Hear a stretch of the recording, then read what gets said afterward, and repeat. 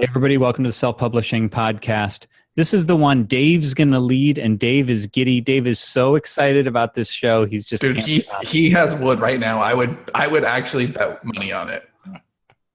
Dave, do you want to do the teaser as to what this episode's going to be about then? Today we're going to talk about my favorite subject, murder. Adam Richardson of the Writers Detective is going to be on. We're going to ask him a bunch of questions. We just did a thing with him for our apprentice program, which was absolutely awesome, and asked him some very cool questions. And now we're going to talk again with him, and it's going to be cool. All right. Talking murder, death, police investigation. Basically, if you want to write about crime, there's a lot of things you might not know, and this is a guy that I think will give a lot of great advice and tune you into the things, like a lot of things you don't even know that you don't know. And we're going to ask him some, general questions and kind of get a feel for, what people do right and wrong in crime, thrillers, movies, books, etc. I am very excited by this. So, and the best part is Sean probably won't say a word the entire show after the guest comes on, because I absolutely dominated the conversation. He's basically told us to step the fuck off, like, just to be clear. I actually said in if we ever use this video for anything else, the big selling point could be almost no Sean.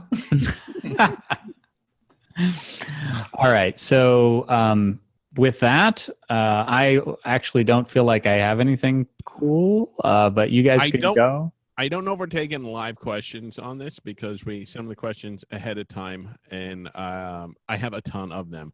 I think I have some good ones, though, so I think most people will be taken care of. Yeah, I think that live questions, and this may be unpopular with our listeners, but that feels to me like, the show needs to come first, right? Like, we need to have a good show first, and sometimes we just can't take live questions. So I think that's fine. Anything cool? I had such an awesome work week, but I don't think that applies to anybody else. But I'm just kind of. I had an awesome work week. Yeah, it was a really good. It was a great week in the company. It feels. I'm just so happy right now.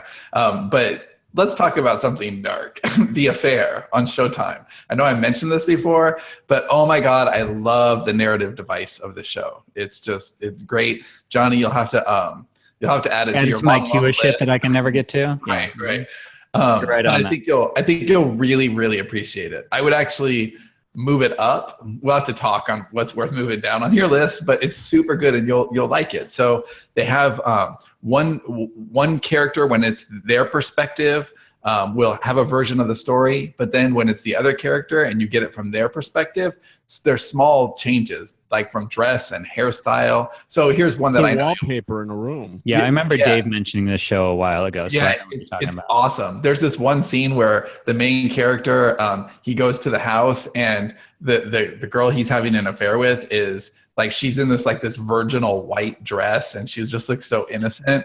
And then in her version, she's in like a dirty t-shirt that's like dark green, and it's just like whatever. But it's just how we all see and it's not even in the same location. Like their conversation is kind of similar, but it's in a totally different location, and it's just really it's fascinating. But anyway, The Affair, I highly, highly recommend it. Cool. I guess I'm supposed to say something cool now. That would be awesome. I don't think I have anything cool this week. This show is the coolest part of my week so far.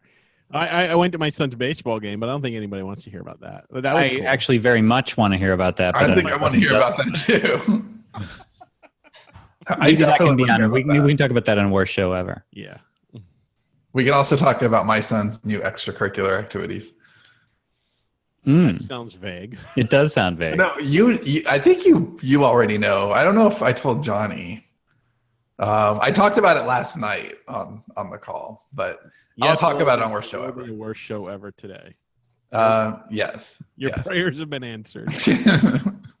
He's a Satan worshiper.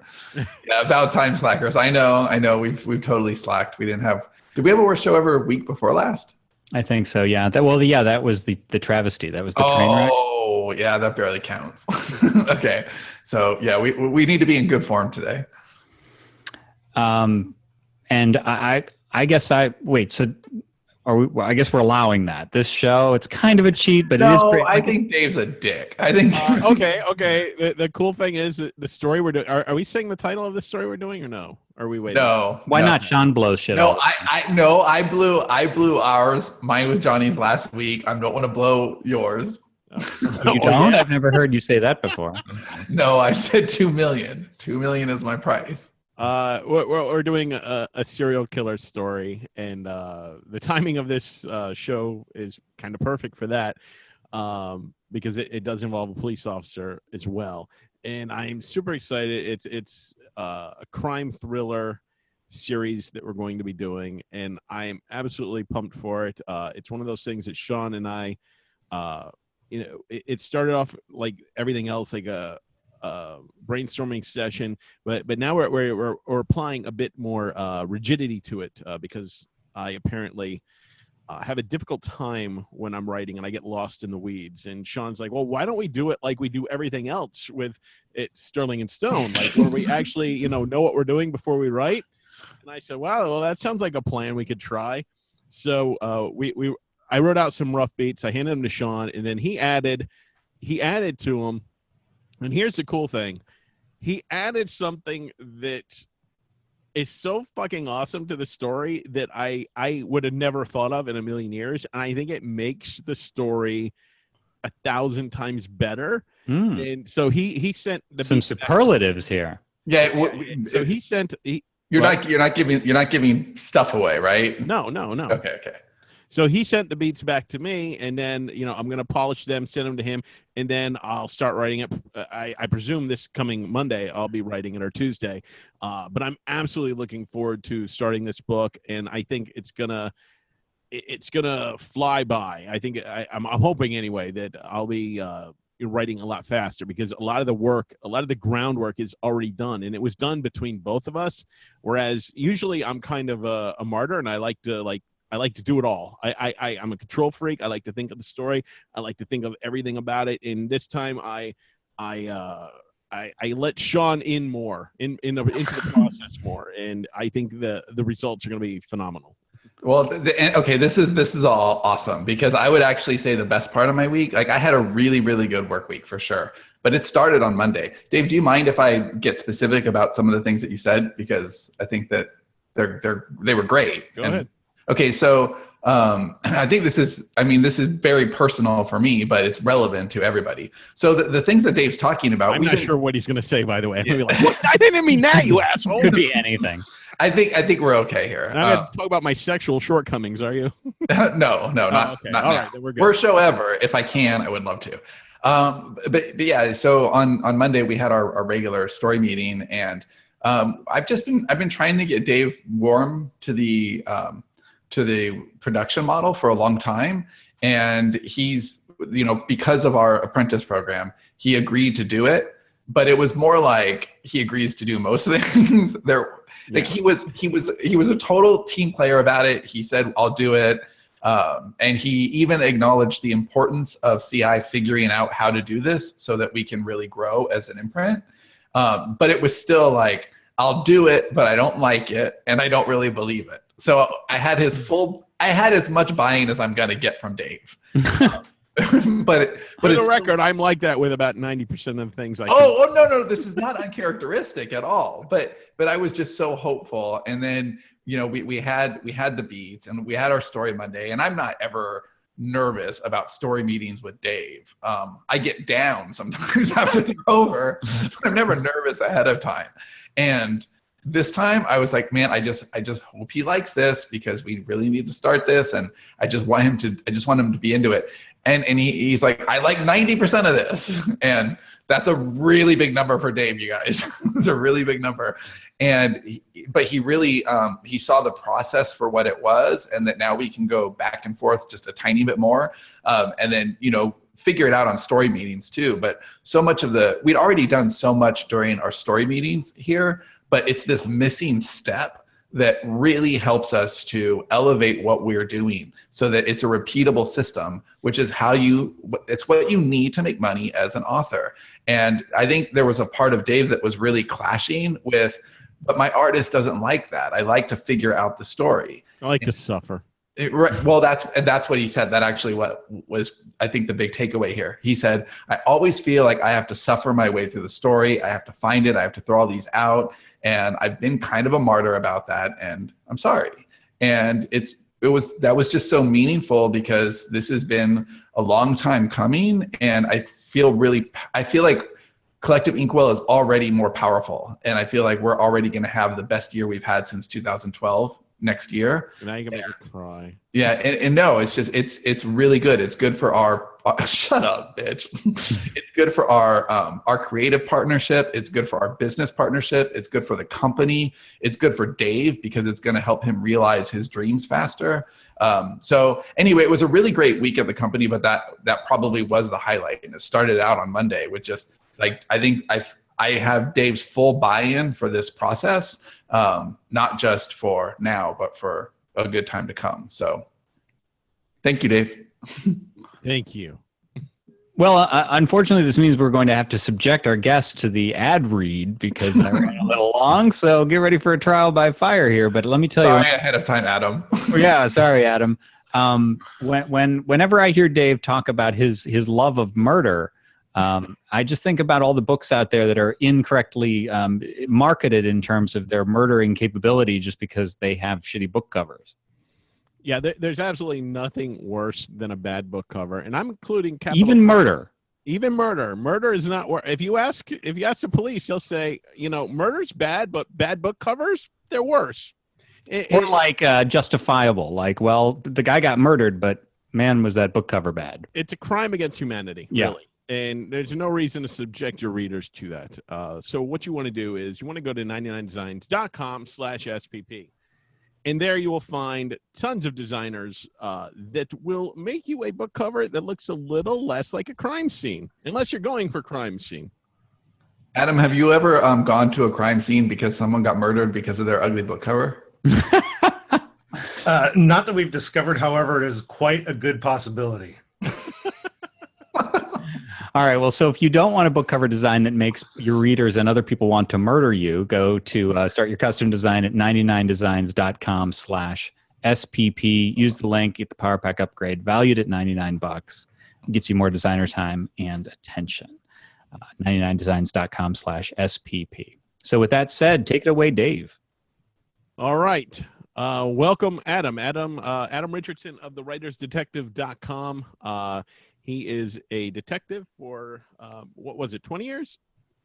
17 out of my 20 years as a cop, yeah. Close and officially nice to meet you, Adam. The other two guys have likewise. already met you, so. Likewise. So Adam has a blog called Writers Detective, and the idea behind it is to talk about some of the things that writers need to know when they're writing crime. What prompted you to start this blog? Well, it really started with me being drunk with a couple of screenwriters. And, That's how all good things start. Absolutely. Yeah. So it was one of those things where we were doing some wine tasting, and one of the screenwriters asked me one of those procedural questions, like where he's working on something, trying to make something work in the plot. And it wasn't until the following day after the buzz had worn off that I realized I might be onto something with being able to help out some writers with some of the technical stuff. And of course, my wife thinks that I'm a pain in the ass to watch a cop show with because I'm always critiquing it. So, try to improve the realism on some aspects and help you guys out.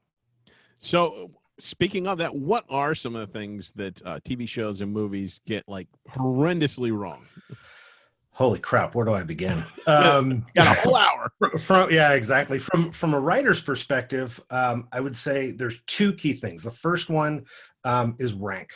When you guys are coming up with characters, a lot of times you're trying to make your character seem really important, and you give them a rank. So head muckety muck is not an actual position? Right, exactly. Oh. Yeah. So one of my favorite examples is Al Pacino's character in Heat. I love that movie. But he's Detective Lieutenant Vincent Hanna. And, when we're talking about rank as a lieutenant, really he should be looking at spreadsheets and wearing khakis and being the bean counter annoying guy. Like, it's no different than the corporate world. So he's really 2 steps removed from being involved in an investigation. So he's more middle management than somebody who's actually involved in. I mean, he'll be involved, but it's much more of approving the overtime and, making sure that we get fed on the long hours and that kind of stuff. Not chasing down Val Kilmer and that. No. And there's actually a scene in there where I think they're in like the subway, what we call a subway here in Los Angeles. It's not really a subway. But there's like a blonde guy who's like a step above an extra in the show, or in the movie, but he gets shot. And so when I've seen that movie probably half a dozen times, and it wasn't until about the 5th or 6th time that I watched it where I really saw myself as in his role. It was like, man, working for this micromanaging asshole, he gets me shot. It's like no, I mean, it's believable where you may have a micromanager as a boss, but just be aware of the fact that the other characters that work for him may think he's a total asshole.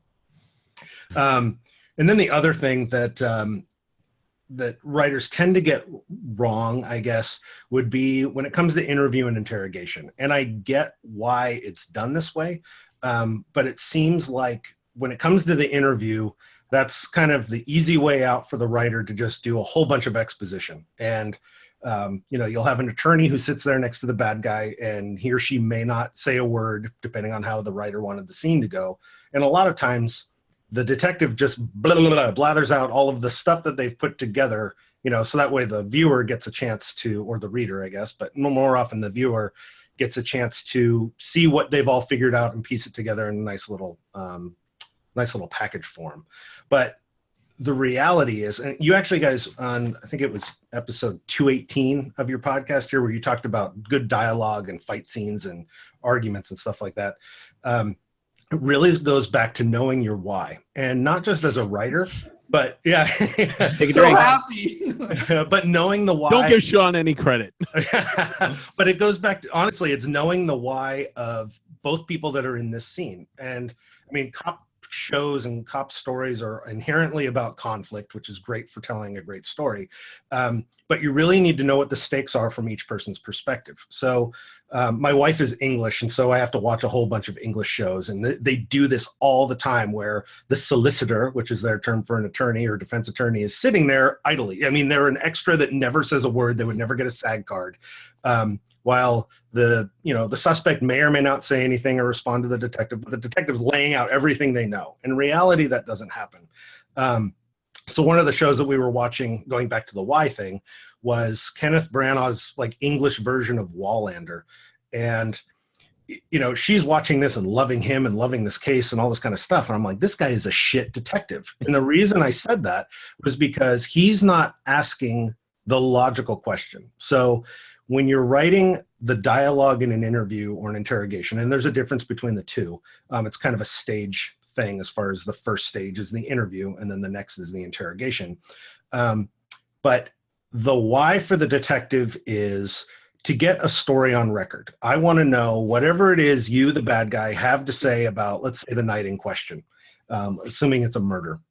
So my why is, I don't care if you lie to me or not. I'm a cop. I get lied to all day long. I want to lock you into a story. I want to know, your chronological order. I want to know everything that happened leading up to, during, and after. And I'm going to look for inconsistencies and all the stuff you can learn about, of like what you skip in your story and stuff. But most importantly, once I lock you into your version of the truth, I can now go attack that. So even if I can't prove you did it, I can prove you weren't where you said you were, or your alibi is full of shit, whatever it is. So, if I'm not asking those questions in the interview, it just comes off as false. It's more of a device for the writer to be able to spew whatever they want the viewer to see. And then the flip side is the bad guy, whether that suspect is truly the culprit for the crime, their why is, if they aren't telling the truth, what are they hiding? So they may not give up information for a variety of reasons. Like, if the victim was, sleeping with this person that's now in the interview and they're cheating on their spouse or whatever, that's the why. That's why they're not giving the truth, because there's bigger consequence than telling the truth in this interview here. But understanding that as a writer for both sides is really key to writing a really good, like an honest dialogue. And I think there are a lot of smart ways where you can kind of allude to whether that's the truth or not, or incorporate the actual thing. But if you're just going to simply say, this is the scene where the detective's going to spill the beans, and that way the viewer gets a chance to figure out where we are in the investigation, I think that's kind of a cop-out.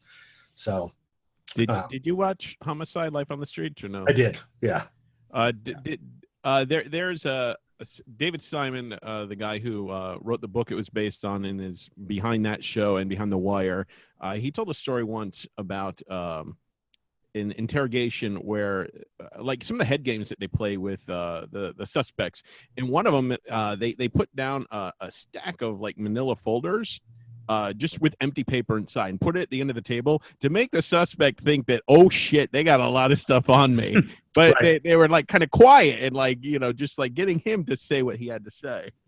Did you think that show got it right more often than not? Or? Absolutely, yeah. Homicide and The Wire are two of my favorite as far as, I mean, it's tough to watch cop shows when the real deal, but the Wire and Homicide were great examples. And then more recently, Southland was a good one. I thought that was pretty realistic. And then currently Bosch, which is on based on Michael Connolly's series, they do a really good job as well. Yeah, Bosch is on Amazon Prime. For yes, those who grab it. yeah. So yeah, I mean, I could teach a whole, class on the psychology of that, the communication dialogue and the stress that goes on. I mean, the psychological stress that we can put in body language and all that kind of stuff is pretty fascinating. And then just one other tip. I mean, the toughest part, it's not tough for us to spot who's lying, but it can actually, ironically, get a little tough in trying to figure out who's actually telling the truth. So, I mean, hopefully none of the viewers are going to end up in an interrogation room one day. Dave. So if you want to come across as being truthful, and a lot of times this is something that as a detective you need to learn, but the way you spot the person who's being truthful is they're the one who's going to get louder and louder and louder with their denials. Where, if I worked quite a few cases involving like child molestation, and so when I'm talking to the suspect where, he's the stranger who did it, he's going to deny it, and then he's going to get quieter. He's going to get quiet. I didn't do it. I didn't do it. I didn't do it. But when I have the person, let's say it's a family member who's like, I didn't fucking touch my kid. How dare you? I'm going to punch you in the fucking face and throw you through this window if you fucking say that to me one more time. That is where you start saying, hey, you know what? This guy's actually telling the truth. So we kind of have to pay attention to, body language, tone, even the volume of the person, as far as determining whether or not they're being truthful or not. And then I also spoke about how there's an interview and then there's an interrogation. That interview portion is where I'm asking questions, trying to get that story locked in, trying to get the truth. And I'm asking open-ended questions. So like in Dave's example where it was the files on the stack, I may have a fingerprint card that I'm going to lay down on the table, and let's say it's a burglary, or whatever the crime was, he wore gloves. I can't say, oh, I've got your fingerprints, tell me the truth, because he's going to say this guy's full of shit. But I may say, hey, we lifted these prints from the scene. Are these going to be your fingerprints? And I'm going to ask these open-ended questions as well. So are you the kind of person who, just made a mistake? Or are you the kind of person who is an evil motherfucker and, he should really be going to prison? So rather than asking, it's easy to get into an interview where the people are just going to answer yes, no. So you want to give them questions where they have to expound on their answers and just not, go beyond just denying it. Now, go ahead. Oh, and then the second phase is once you've got that story locked in, then we get into interrogation. Interrogation, the detective's doing a lot more of the talking and accusing and trying to get reaction and push them toward actually making some sort of admission or a full confession. Where in the interview phase, I'm asking more open-ended questions and listening for responses. And one of the other things I discovered, and actually plays well into writing, is you don't want to talk over your suspect, because when it comes time to play the tape, if he makes a confession but I'm too busy talking, it kind of screws the whole thing up. And when so Sean writing, can never be an interrogator. Yeah, so I mean, it makes it easy. So, 'cause I know you guys were talking about M dashes and writing over one another, but as long as you wow, that's awesome that you really comprehensive here. Look at that. I do my homework. No, I actually properly listen to the show. So yeah, it's when you focus on playing to your audience, which is the jury, you're going to do a better job as a detective, and that also makes it for more realistic writing when it comes to actually creating these scenes. Okay, now I said we weren't taking live questions. We do have one here that's relevant to something you said, though. Beth Farr asks, do police have to take psychology courses? They don't, but they should. They should take psych courses, and they should take ethics courses, I believe. And then I know we got a couple more questions later that I think will tie into more suggestions as to courses they should take. Okay. What is the chain of command in a police department, sheriff's office? What position is in charge of the detectives? So not every agency is the same. Generally speaking, we call it a slick sleeve, and that means you don't have any kind of rank on your uniform sleeve. That would be if it's a police department, you're a police officer, or for a sheriff's department, you are a sheriff's deputy. Then the next rank up, which would be like a corporal, where you wear 2 stripes on your sleeve. Generally speaking, it's either a corporal, or if it's a sheriff's department, it might be called a senior deputy. And very often, that's the rank of a detective. So you're essentially like a police officer 2, if you will. The larger agencies, especially like in Los Angeles, they have so many different structures that it kind of gets a little convoluted. But typically speaking, across the country, it's a pretty simple, like an entry-level police officer 1 is police officer or sheriff's deputy, and then 2 would be that detective. Then for the detective boss, their immediate boss would be a detective sergeant. And in that role, generally, they may get involved in the investigations. They may kind of guide the investigation, but they're not the case agent, if you will, the one that's actually in charge of the case. But they're the one that's going to be the immediate supervisor that deals with schedules and time cards and assigning a caseload. So if you have, 5 detectives in your unit, that detective sergeant is the one that's saying, today Adam gets this case, and then the next day, Sean gets one, and Dave and Johnny and all that. And so they divvy it up, and they may be the one who assigns partners, and we'll talk about partners in a little bit. Then above that is the detective lieutenant. And I kind of joked about spreadsheets and khakis, but realistically, that's when you're starting to get into middle management, and they should be the one that's informing the command staff as to what's going on in an investigation and kind of acting as a buffer, so that way we're not wasting investigative time on keeping the bosses involved. And so from there, let's see, above lieutenant may be a captain or a commander, and then above that could be deputy chief. There may be other layers in between, depending on how many, insular layers there are, middle management versus upper management. And then you have an assistant chief for police department. Sheriff departments may call them under sheriffs, which would be like the number 2 position.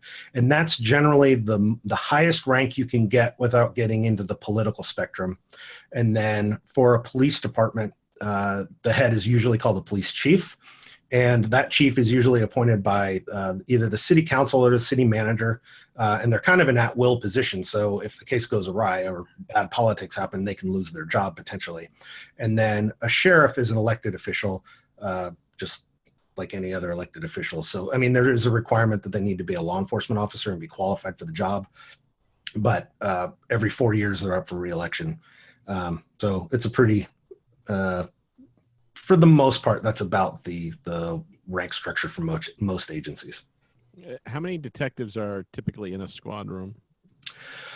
So it really depends on the size of the agency. I've known agencies that don't have detectives at all just because they're so small, and every police officer ends up being the detective for their case. Normally, the typical setup would be, if you kind of picture a setting of the floor, the bosses would have kind of like the outside offices, and then in the center of the floor would be, cubicles or desks pushed together. And you may have 5 detectives, and we would call that the bullpen. So you may have 5 detectives in a squad or in an investigative unit, and you may have more than 1 unit in that area.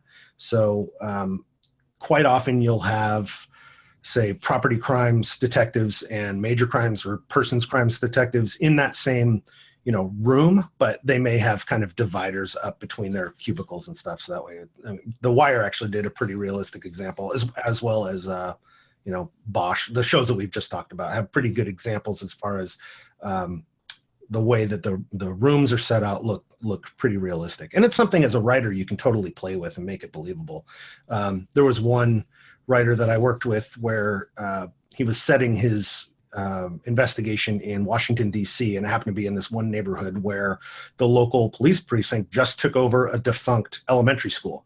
And so, I pulled it up on Google Maps and was looking at what this building looks like now. And he was like, how should I set this up? And this is like the detective he's writing about. It's like this special unit kind of thing. I'm like, well, you could, let's say the cafeteria is now the detective room and they have it divided up, or you could fuck with your character and he's disliked and he ends up in the custodian's closet. I mean, you can kind of really play with it however you want to. So, I mean, there's a lot of latitude in the way that you guys want to write your scenes. The stuff like this isn't necessarily going to be wrong, and you can have a lot of fun with it. Now, detectives, do they always have partners? And if so, like, would the various segment, like property crimes or homicide or stuff, would there be like, is there ever just one detective in that, and they don't have a partner?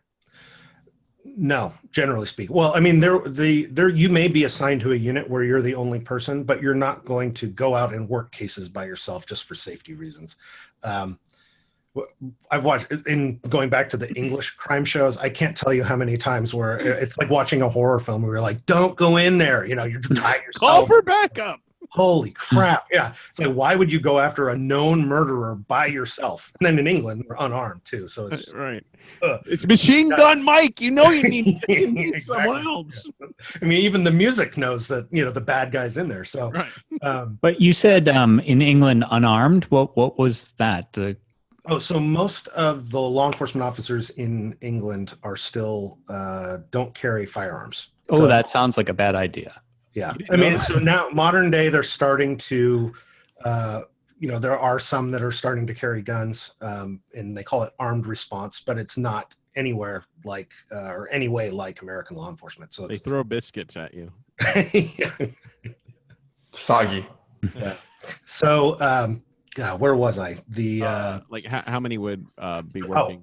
Right. So you may have 5 or 6 detectives in your squad, and whether you have an assigned partner or you just pick up the, whatever partner you like to work with, or somebody who's available that day based on caseload, it really varies by agency, and a lot of times it varies based on your boss. So, a lot of middle managers may be going through a master's program and they decide that they've got this new personnel theory that they're going to implement. And so now we work in 3-man teams, and, so you, as a writer, you can pretty much structure it any way you want to, whatever's convenient for your story.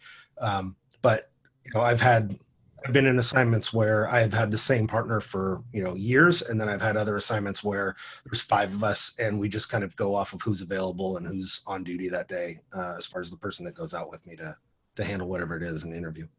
And do they have detectives like night and day? I mean, is there a night shift for detectives as well, or are they off at night?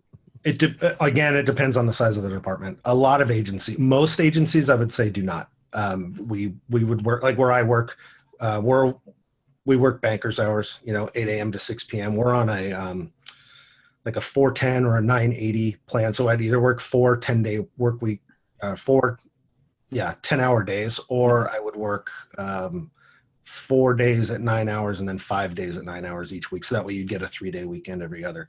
But in those cases, you're on call and you have a department. I mean, when I started, I had a pager, but now it's, cell phone that you're expected to answer, and you get called out for homicides or sexual assaults, that kind of stuff. So I would just like to point out in the interim between questions here that I just noticed that Adam's headphones is one of those little Secret Service little earbud things. I right on brand. From work. So like if a beat cop catches a murder case, are they allowed to investigate, or they have to call in homicide detectives?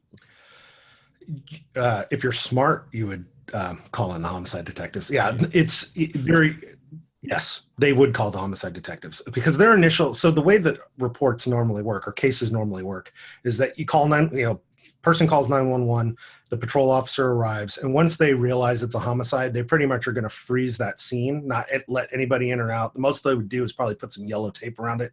and then make sure nobody's going to leave, and then call the detectives, and then they would come out and take over from there.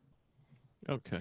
I have a question. No, just one. Just one. My show. Just one. Well, this is a question that I think you want to know the answer to, but I don't think it's on the list. This actually is a question for Dave, and I'm not even kidding. Okay. Okay, so let's say you're an author, and you're routinely searching things like how to dispose of dead bodies, or should you be worried about your search history? I would say no. What if you're really paranoid? Fortunately, I have a relative who is a detective, so I just call him. He just thinks I'm psycho. Okay, what if your neighborhood has bears? Okay. Yeah, so I would not be worried about the search history. Yeah, you're fine. How about buying What if you buy hummus?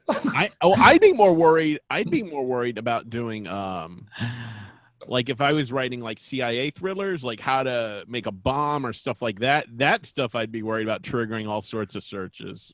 So. Potentially, but I mean, we really are protected by the First Amendment. So for them to really do anything, there would have to be any kind of act in furtherance, if you will. Yeah. I mean, the crap so that if you buy hummus and search for bombs, you're probably fucked. Yeah, you got to throw in a Hitler reference, and then we're all. Yeah. He has watched the show. Okay. How do you determine which cases go to the FBI versus solved in-house? For instance, kidnappings and stuff. I understand typically our FBI is involved in that. Mm-hmm. And how much involvement or authority do the local police maintain in cases like that? So the way, the way that most FBI investigate, or the way that FBI is normally involved in a case is because there is a federal statute that covers that specific crime. So we really have two laws of the land. You have your state law, and then you have your federal law. So if we use the example of bank robbery, there's obviously a federal statute that covers, that says the FBI will investigate any robbery of a federally insured bank. At the same time, that crime is also the state crime of robbery. So here in California, that's the crime of 211. So if you watch enough TV shows, you hear a 211 in progress, that literally is the penal code section for 211.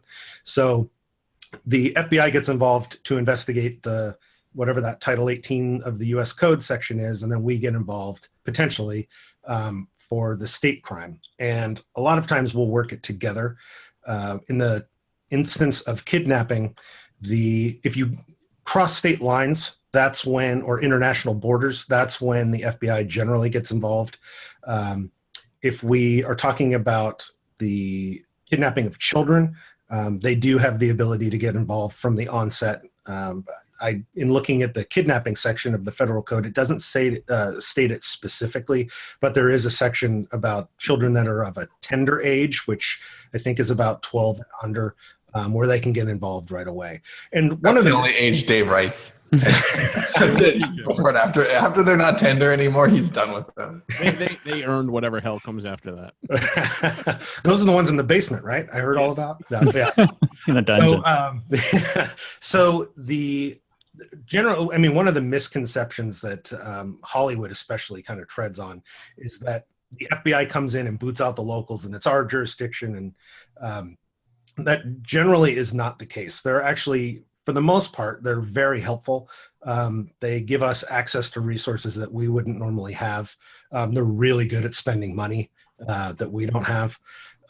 So it's a lot of time, and there are also times where they come to us for help because it's a local thing and they may not have the manpower. I mean, the FBI has field offices around the country, and then they also have resident agencies, which are the smaller offices that may have only a handful of agents.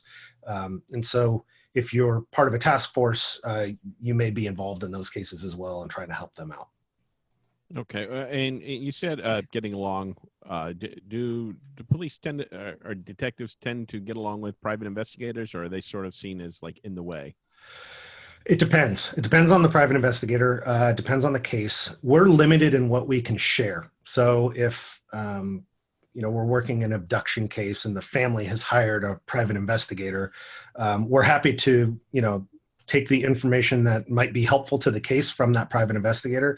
But because of confidentiality reasons, I can't give, the results of an interview that I did to a private investigator. And a lot of the investigators are former cops. So, we generally do get along with them. But as far as like official rules, we may be very limited in how we can work with them.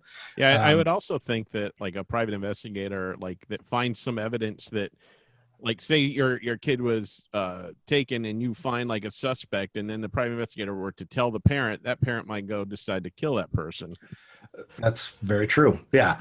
And then the other thing is that sometimes, like if it's a divorce proceeding would be a good example. If that private investigator is working for an attorney, the information that investigator has may be covered under attorney-client privilege. So we may have some legal issues as far as whether that investigator can even disclose it to us or not. Or if we're trying to even interview that investigator, he may have a protection as far as releasing that info. One of the ways that we actually deal with FBI quite often is when our suspect, like say it's a murder suspect, has fled internationally, we will use the FBI to get essentially an international arrest warrant through Interpol with them. And it's called unlawful flight to avoid prosecution. Now, the FBI comes up with some of the fucking most retarded or like outlandish acronyms, because when we talk about that unlawful flight to avoid prosecution, that's a UFAP warrant. So, that's what Dave does. So, and then going back to the attorney-client privilege, I swear to God, this actually happened. I was helping. I was part of a task force that was part of the FBI, and so we were literally there to help, just for strictly muscle reasons of lifting heavy shit. And so I happened to be there where. So when you're dealing with attorney-client privilege, let's say we get a search warrant for a location and we're allowed to take documents that are bound under attorney-client privilege, they have to have a special master, and that's somebody that's not involved, with the criminal investigation. And they review it, and if it relates to the case that we're investigating, then yeah, we can take it. And if it doesn't, then that stays away. But so in this case, the special masters were a bunch of FBI agents that were attorneys, and they were, as far as the criminal investigation goes, they were tainted. And so to go back to when we were talking about the hierarchy and talking about ranks, in the FBI, they have different ranks as well, like special agent in charge and assistant director in charge is the one who's in charge of the field office. So when I was there with my FBI partner, she was like, yeah, the taint team is going to be... So let me get this straight. We have the taint team, which are investigators that are here, right? And then above the taint team is the SAC, the special agent in charge. And above that is the ADIC. And the assistant director, I'm like, you cannot... Don't forget the UFAP people. Yeah, exactly. Well, you get a UFAP after dealing with the SAC and the ADIC. So I'm like, I wouldn't be surprised if fucking bunghole came into his office right now and you had some acronym for that. Oh, nobody's doing that with a straight face. Some guy's making that up. Okay, how can we make it ADIC? Right, exactly. That's not funny. So when you deal with other agents, so like, you talk to the Secret Service, they have a resident agent in charge, so that's a rack. So it's just like, you can't make this shit up. It's pretty funny. Oh my God. Okay, so I have sort of a meta question, and this may be some for you, and it may actually be some for Sean and Dave. But I'm thinking of, so I thought of this with the cooperation thing. So like Dave was saying, did the cops get along with the private detectives, and also that thing about like the FBI is always kicking out the local jurisdiction. We'll handle this. And so I'm just sort of wondering, like, when you write these things, if you write, like, those are the tropes that people know. And if you write the truth, I'm wondering if there's a weird reader thing that might be like, well, I don't know, this doesn't feel right to me, even though it's true. I'm curious about that. I don't know how to answer it. That's a very good question. You could actually answer it in a very meta way where you kind of address that conflict in, even if it's dialogue of, hey, I thought we weren't supposed to work together or whatever. I mean, I don't know, that could be very cheesy, but yeah, I mean, it definitely depends on personalities. There are some agencies that historically do not get along well with the FBI as far as stealing credit and stuff like that. But things definitely changed after 9/11 with the way that local agencies work with the FBI. They're not so we're not sharing information. They actually do a really good job of sharing information. I think I might address those things like you said, honestly. Like I wouldn't do it in like jokingly like, hey, I thought we weren't, but I think I would maybe have an outside party. Like, I thought you guys didn't get along. No. That's TV bullshit. Right. Maybe something like that. Yeah, absolutely. I mean, there are a lot of times where it's almost surprising the way that we are able to work together, where the FBI, when you work on a task force and you develop these personal relationships, we tend to work a lot better at the lower rank level, and then it's the infighting happens up at the administration. I think that's the case with a lot of agencies, even if it isn't federal and local. You may have the police chief not get along with the sheriff, but you may have the investigators actually get along quite well. So if the FBI, let's say they have a bank robber they've identified and they want to do surveillance on him, it may be 3 weeks before they can get a surveillance team out from the big city to do that, and they may call us, the local guys, to do that surveillance for them. I mean, we all kind of cooperate with one another and leverage our strengths. Okay. Do detectives always work together in pairs, or is that a TV movie thing? And once you're partnered with somebody, are they always working together, or do you mix and match? Again, that depends on, it can depend on your story if you want it to. It really depends on like we talked about before, it depends on not only the agency, but also the supervision, because that's something that can easily change based on bosses. Whenever you have a new boss come in, they always want to leave some sort of lasting impression. And so that's one of the things that they may change. But yeah, it could be either way. What about plainclothes versus uniformed detectives? I've seen both. How does that work? Well, that's a good question. For the most part, detectives are plainclothes. For the most part, it's suits. Mm-hmm. I've seen detectives wearing uniform, or like a modified uniform where it's like a polo shirt with an embroidered badge and then like the cheesy 5'11" cargo pant, special forces operator looking pants. Honestly, I think that when they implement those uniforms, it's because cops are just notoriously shitty dressers. They end up looking like Sipowicz from NYPD Blue with his polyester short sleeve shirt and a tie. So either that, or it's that they don't want to get dirty being out at a crime scene, or trying to look more professional, whatever it is. But for the most part, you're good to go with having them in some sort of suit. And then for the plainclothes work, that's more of the surveillance intensive units, like the narcotics unit or the vice unit, where they're dirtying up and they get the goatees, and it's like a bald-headed goatee convention, generally speaking. But then you wouldn't know necessarily. They wouldn't be wearing in a suit or anything like that. It'd be jeans and a t-shirt or whatever. And would that be undercover cops you're talking about? Yeah. So it's undercover is really, it's kind of a loosely used term, but realistically, undercover is when you've actually infiltrated and you have a different identity in a cover story. And that actually, it happens more often than not. It's a very short-term thing, like to accomplish a drug deal or something like that. Mm-hmm. There are some agencies that do very long, prolonged, deep cover things. ATF does that quite a bit. DEA and FBI. The local agencies really don't have the resources or the funding to be able to do that on the long term. So they will certainly dress the part as far as being plainclothes and dirtying up, if you will. But for the actual true undercover work, they tend to use informants more. And those are people who are already part of that lifestyle, past that sniff test. And, it's hard to work. Like if you work in a really small town, everybody knows that you're the local cop. And so right.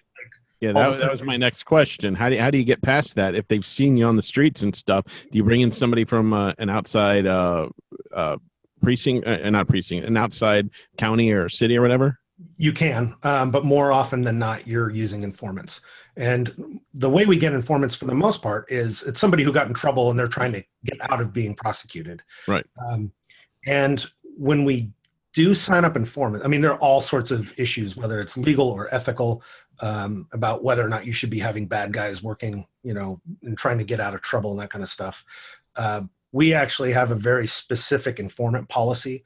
And when somebody agrees to become an informant after they've been arrested for something, there's actually a legal document that's a contract that's drafted between the police agency, the district attorney, and that either the informant or the informant's attorney that says, if you do these things, then this is what the result will be. So it's not just carte blanche immunity. And there are also a lot of crimes that the DA just refuses to allow you to get out of. So like, sometimes it's random. I mean, or not random, but stuff that you wouldn't necessarily think you could, that would be off limits. So like DUIs or domestic violence, crimes like that, there's zero tolerance. You can work off, drug possession, but if you beat up your wife, no, you're facing prosecution for that. We're not going to give you any kind of leniency. Now you see a lot of times on TV, detectives, they catch a case and they're working night and day, 24 hours to solve. It's personal for them. Right. How realistic is that? Not very. I mean, that's not to say that we don't take things personally, but I mean, I've been a detective for 17 years, and in that amount of time, there have been very few cases that are so important that I don't go home at night, or I don't see my wife, or I don't have kids. But I mean, we're still living. This is our normal life, and so when you're crafting a story that draws this detective protagonist into this 24-hour day workaholic thing, there has to really be something special about that case, whether it's a personal thing or it speaks to, like, rather than just the facts of the case being personal, there has to be some sort of underlying drive. I mean, again, goes back to knowing your why. There really has to be like a really sincere reason for them to do that. Otherwise, I mean, it could be that, like a kidnapping case is a good example where we really do have a clock ticking. Right. Because we want to rescue this person potentially. But when we're talking about a murder, I mean, the crime's already done. It's, 48 hour window first, after that crime or after we get on scene, that's really the window, the golden window for us to be able to solve it, statistically speaking. So we may work some long hours there, but it's not going to be this big, emotional drive and I can't sleep and all that kind of stuff unless there's some really important things. And we, it's not to say that we won't work that case 24 hours a day, but we may start working shifts where, we have a crew of detectives that work up until midnight, and then a whole nother crew that had a chance to go home and sleep will come in and pick up the pieces and run from there. Now, what does a typical day look like? I mean, do you have a briefing like at the beginning of the shift, like in Hill Street Blues? So the patrol guys definitely do. They start every shift with a briefing, and more often than not, the briefing will consist of what happened in the previous shift, and or longer if they've been on days off. But if you're working 4 or 5 days in a row, you only need to know the last 12 hours because you were there previous to that. So you'll go over that, and you'll go over any new bulletins regarding, warrants or be on the lookout, stuff like that, or just general beat information. But for the detectives, you really come in the morning and see what your new caseload is. There may be a stack of reports that everyone reads where it's not necessarily cases that are being worked, but it's like an FYI thing where they may have there may be a little like tic-tac-toe kind of thing, and you just put your initials on it to show that you've read it, and it makes the rounds through the detectives and then goes back to that detective sergeant to get filed, just for awareness reasons. So that's kind of the briefing, but generally speaking, you're just coming in the morning, finding out what today's workload is going to be on top of what you had, from the days before. And my routine was I would pull out a little 3x5 card and literally create my to-do list of all the crap I needed to get done. And then figuring out what my schedule is for the day, of if I had interviews scheduled or if I needed to go do an area canvas, and just kind of working it through that way and looking at the calendar. And then from there, just try to knock things off the to-do list or make the appointments I needed to. Okay. What are some of the reasons? This is a two-pronged question. Sure. What are some of the things or the reasons a detective comes to hate their job? And also, what are some of the pitfalls detectives might be more likely to fall in, like drug or alcohol abuse, corruption, more so than the average officer? So the first part was remind me again what the second one was. The pitfalls. What are some of the common reasons a detective comes to? I mean, it's the worst kind of customer service. I mean, if you've ever dealt with the public, even if you're, a barista at a coffee shop, you're like, man, how can people be such assholes? Mm-hmm. And then of course, as a cop, we're dealing with people on the worst day because, right. We either pulled them over and gave them a ticket, or we just notified them a loved one was killed, or their, shit got broken into, whatever it is. We're never there to improve their day. So invariably we're the asshole, or we knocked down their door and took them to jail. So it's when you're dealing with people on their worst day, it's very easy to fall into the trap of thinking that that's the way people are. And you have to combat an us versus them mentality.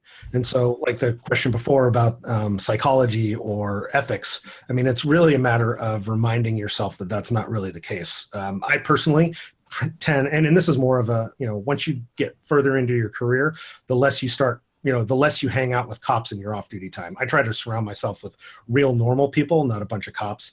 But the rookies tend to, hang out because everything's brand new. They want to talk about all their guns and all that other kind of crap. So they tend to, hang out with people that really like the whole police work thing initially. But eventually you get to a point of normalcy where, you're just trying to get away from that calloused attitude and remind yourself that you're only dealing with a very small percentage of the population and that you're still dealing with good people. And of course, we're seeing, the shit of it all. We're dealing with body parts, and we're dealing with, and I mean, having worked in a major crimes unit where we did sexual assault, robbery, and homicide, I would much rather deal with, a homicide scene where it's a dead body than being in an interview room, like a forensic interview with, a 6-year-old who's being molested by his stepdad. And, that's the kind of stuff that takes an emotional toll. And ultimately that was the reason why I got out of working major crimes and getting into more of the surveillance undercover stuff, was because I was just emotionally full. And, I'm more of an empathetic person, so I tend not to get calloused, but a lot of cops do. Just where, it is, and you're never going to solve all of the crime. Crime is always going to be there. And it's very much like, it's like trying to cure garbage. If you don't deal with it, it's going to back up and your city's going to stink, but no matter how diligent you are, it's always going to be there and you're always going to have to do it. And so when you as a detective get to the point where it's not fun anymore and it's really affecting you emotionally and personally, it's time to find something else to do. And so you have to find, healthy ways to deal with the shit. And otherwise you're going to end up going into the second part of the question. You're going to end up, abusing alcohol, abusing your, family and spouse. That sounds very negative, but it can be other ways. It can, you end up cheating on your spouse. There are all sorts of unhealthy ways that cops tend to go about dealing with stuff. And if you get injured on duty, and just modern day pain management, I've known quite a few cops who've lost their career because they, got hurt on the job, blew out their knee or their back, and then they were on serious pain meds, and then those stopped, but they still needed them. So then they started forging prescriptions, and then ultimately got hooked on, opiates, and it's just, the end of a good career otherwise. So you definitely have to find ways to deal with the stress and, just do things in a healthy way, and or find another assignment that doesn't take that same kind of toll on you. Yeah, it's got to be frustrating to especially with abuse situations, not to be able to do anything, only to work within the confines of the law. Like I'd love to be a cop if they'd let me be like Dexter, but they won't. Yeah, so and that's kind of ironic because that's one of the things when I'm talking to people is how can you sit across from a child molester and not just wring his throat? Yeah.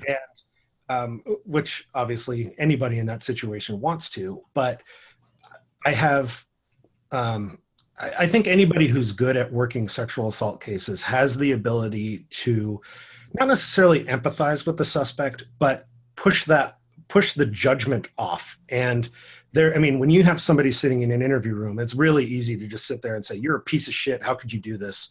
But when I can sit there and be the only person in the world that doesn't judge them, It says, did the, I mean, it sounds gross, but it's like, did he come on to you? When he jumped up in his lap, and it's just like, oh, wow, this guy actually understands me. And it's not that I naturally feel that way, but having talked to, dozens of these people where it's all in their head that, this kid is the one who's doing this to me. And that's why I'm getting this reaction. It's just like, okay, I can put my little pretend hat on and pretend to understand this guy. And then all of a sudden it's, well, yeah, I may be the guy who's sending him to prison for the next 400 years, but right now, I'm the one person in the world that's sitting across from him who understands and is not calling him a piece of shit because it's something in his heart. So it's gross, it's disgusting, and but it's one of those things that you have to do to be effective. And then as a result, by not passing judgment, they're saying, "Oh yeah, he did this and he did that." Well, what he's doing is he's admitting to the fact that he's engaging in all of these acts, even if in his mind it's because the little kid was seducing him. I mean, it's really sick shit, but if you can just push off that judgment part and be authentic about it, because they're going to smell if you're just playing that part, but they'll open up and just all of a sudden unleash all of that burden that they've been carrying around, not being able to tell anyone. Well, Adam, I could talk to you all day, but we're at an hour. What do people need to know about you? I mean, we don't want to go giving out your email address or anything crazy like that, but what do you want to talk about? So I am, one of the things about being a cop is that we're notoriously shitty salesmen, and I don't have anything to sell. Well, not quite yet. So actually, yesterday was the official last day of me being a detective after 17 years. I've been a cop for 20, and I'm not leaving the profession. I'm just moving to a new assignment where I get to, it's like G.I. Joe summer camp. I get to fly around in police helicopters now as my full-time job. That's so awesome. So as a result, I'm actually going to be able to dedicate my time to my blog at writersdetective.com. So, like many writers struggling with being consistent, my pledge is to be updating that blog weekly, starting tonight. So I just ask that you go to writersdetective.com, check out my blog, join up to my mailing list, and that way you'll get the info. And I'll try to answer any of the any lingering questions that we didn't get to today. I'll turn those into blog topics and try to get those answered. Awesome. So writersdetective.com. Thanks so much. You really have to have some interesting stuff for Sean and I to say nothing. This episode wouldn't let us. Yeah. It was like, stop, I'm trying to ask my list of questions. Johnny, last time he was talking about doing ride-alongs, and I'm like, oh, okay, well, clearly Johnny and I have to have like cops in our next book. Were you picturing the ride-along from Friends? Sean? Of course, with the sandwich. Joey protects his sandwich. Yeah. So if there's one parting piece of advice I can give, it would be, claim that title of writer as your own and use that as your all access pass to start talking, go to the police department, sign up for a ride along, and ask to be able to talk to the detectives and really get your questions answered. Because, we're really happy to be able to talk to people who aren't trying to wave with one finger. Definitely don't be afraid to reach out. And of course, check out my blog and hopefully I can get your questions. Or if you're a murderer looking for hints and tips and tricks like Heloise. There you go. Yeah, just hide it behind your writer badge. So head over to writersdetective.com. Thanks so much. This was awesome. And I think people are really going to love this. So thanks. Yeah, this was really great. Thank you so much. Thank you very much. Take care. Bye.